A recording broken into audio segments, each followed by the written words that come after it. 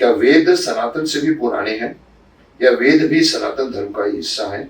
वेदों की उत्पत्ति कैसे? देखिए, वेदों को जब अपौरुषेय कहा गया है तो वैसे मैं एक और बात बता दूं, क्योंकि ये मजबूरी में ये एग्जाम्पल्स देने पड़ते हैं।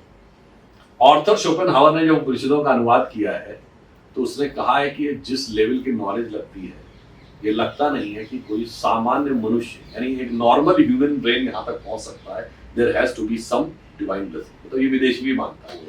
अपौरुषेय का मतलब होता है कि जो सामान्य आपकी बुद्धि है वो जहां तक सोच सकती है उससे बियॉन्ड, उससे आगे से। फिर मैं कह रहा हूं जो अभी मैंने बोला उससे आपको समझ में आएगा।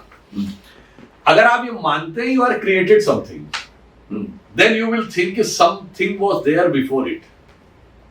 You have just seen the reality. और जो वेद हैं वो उस रियलिटी को सिर्फ डिपिक्ट कर रहे हैं।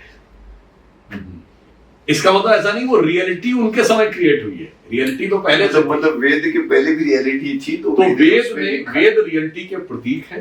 अब जो जो हमारी बुद्धि विकसित होती चली जाती है हम उसे समझते जाते हैं, या यूं कहें हमारे यहाँ तो दूसरा माना गया है, सतयुग से कलयुग आता है।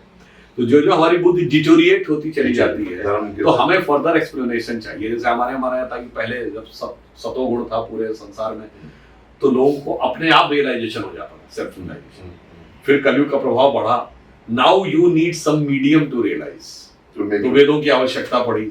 फिर अब वेद के जो 4 भाग हैं, संहिता, अरण्यक, ब्राह्मण और उपनिषद। अब आपको संहिता से यानी केवल संहिता इज कलेक्शन ऑफ मंत्र, देन ब्राह्मण इज कि उन मंत्रों के साथ रिचुअल्स कैसे करने हैं, अरण्यक है कि उसके ऊपर क्वेश्चन आंसर है, उपनिषद इज द प्योर फिलॉसफी।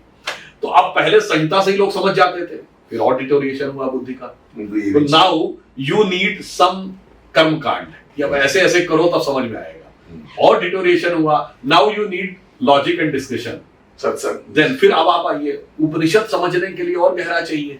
अब जब उपनिषद भी नहीं समझ पाओ तो उसको सहज कथा के रूप में कहना है तो क्या है, गीता में क्या कहा गया, सर्वोपनिषदो गावो, सभी उपनिषद गाय हैं, दोग्धा गोपाल नंदना, उसको दोहने वाले ग्वाले भगवान कृष्ण है।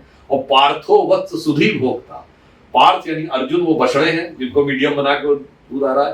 पार्थो वत्स सुधी भोक्ता गीता दुग्धामृतम महत्, और गीता रूपी जो अमृत रूपी दुग्ध मिला है सब उसको पानी।